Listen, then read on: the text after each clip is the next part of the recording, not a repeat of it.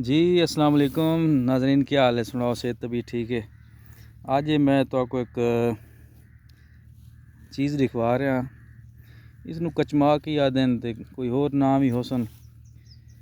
ये भाई तुसां देदे पे हो, ये बड़ी खट्टी मिट्ठी होनी है, खट्टी मिट्ठी होनी है और जेड़ा ना तुसां खाओ तो इस नाल पेट जेड़ा ना बड़ा बेहतर रहना है, हाजमा वगैरह अगर कोई पेट में खराबी है तो भी दूर थी वेनी है।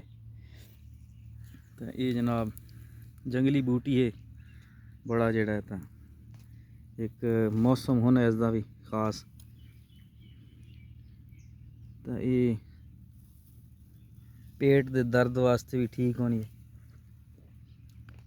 अक्सर लोग खाना है इसको, मैं भी खा रहा तोड़ तोड़ के ना,